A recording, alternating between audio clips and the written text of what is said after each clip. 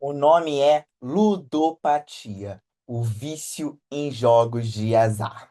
Considerando essa polêmica toda que está acontecendo na Copa do Mundo e que foi publicado esse ano um guia para o acolhimento e atendimento às pessoas que estão com vício em apostas, eu acho que é muito pertinente que a gente revise o que que é isso, entenda alguns números, saiba como é que a rede de atenção psicossocial está se organizando para dar conta desse tipo de atendimento, porque eu não vou ficar surpresa se nós encontrarmos algumas questões para a gente resolver ao longo do segundo semestre de 2026 e início de 2027.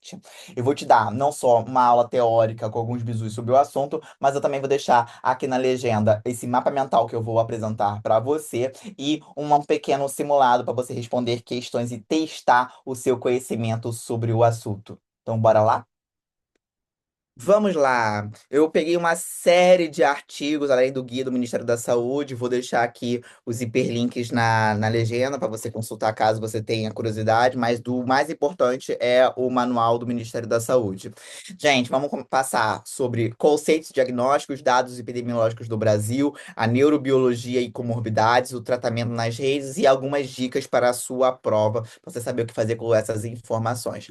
Bem, bora lá. Primeira coisa que, assim, é muito interessante e triste esse tipo de conclusão é que é a única adicção comportamental. Você se torna adicto sem o uso de uma substância exógena. Na verdade, quando você lê sobre o assunto, na verdade, é até interessante você estudar sobre isso, tá? Você percebe que a forma que a Bet hoje está construída é para te induzir ao vício neuroquímico. É impressionante o que está acontecendo hoje. Existe diagnóstico, obviamente, tanto no CID-10 quanto no CID-11, CID-11 quanto no DSM, não precisa decorar.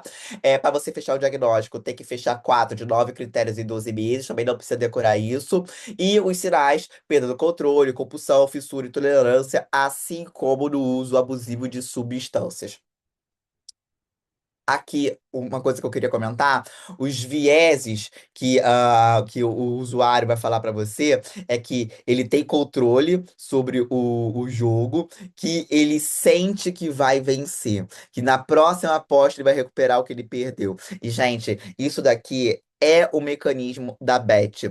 Ela cria uma série de ilusões de que a próxima aposta vai recuperar, ela manda propaganda de que a pessoa tinha perco e depois ganhou o triplo. Então, esse ganhar-perder, inclusive com pequenos bônus para forçar a pessoa a fazer mais uma aposta, ela é uma forma de manipular a neuroquímica cerebral do apostador para que ele sinta a vontade de ter aquela descarga química cerebral novamente.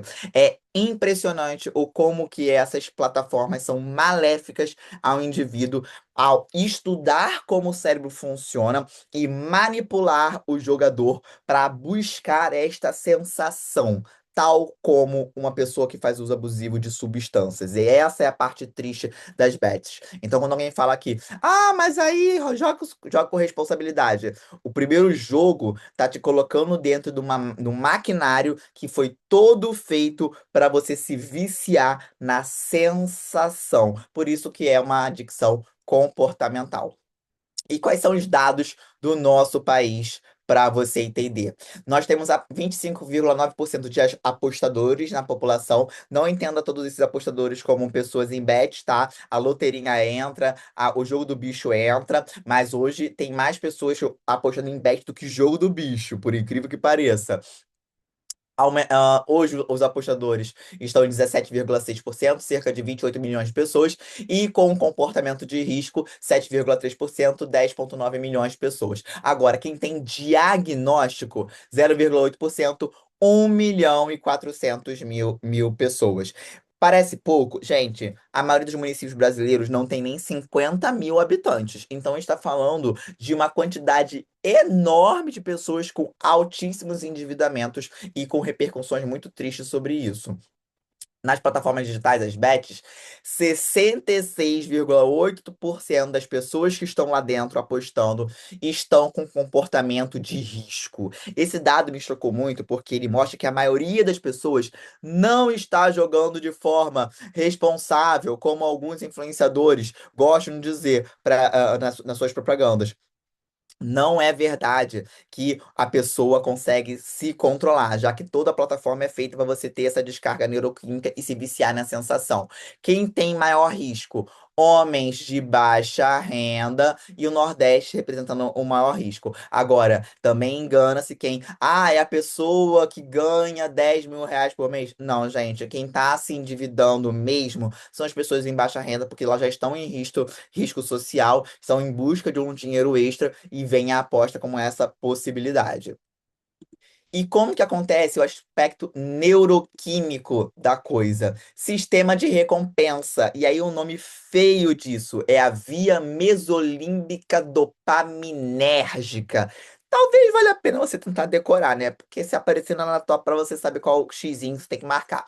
Via mesolímbica dopaminérgica. Vai acontecer uma disfunção executiva da hipofunção do córtex pré-frontal, em que quando tudo isso aqui acontece repetidas vezes, você tem uma incidência maior ao risco de suicídio, 15 vezes mais risco do que a população em geral. Pode piorar? Pode piorar. É só a pessoa também ter ansiedade, depressão, TDAH e fazer uso de álcool e outras substâncias, porque se ela já tem uso abusivo de substâncias, essa via aqui, ela já está ativada e ela é só potencializada com o uso das bets. Como que a nossa rede e o tratamento acontece? Gente, basicamente é para você lembrar do percurso que o usuário faz quando ele está em uso abusivo de substância. A porta de entrada pode sim ser a unidade básica de saúde, e dependendo de qual é o porte do município, ele vai para o CAPS tipo 1, 2, 3 e o CAPS AD se está disponível naquela localidade. Lembrando que o tipo de CAPS, ele depende do porte do município, ok? Então, município de pequeno porte vai ter um CAPS tipo 1 que vai ter que absorver esse tipo de usuário com esse agravo.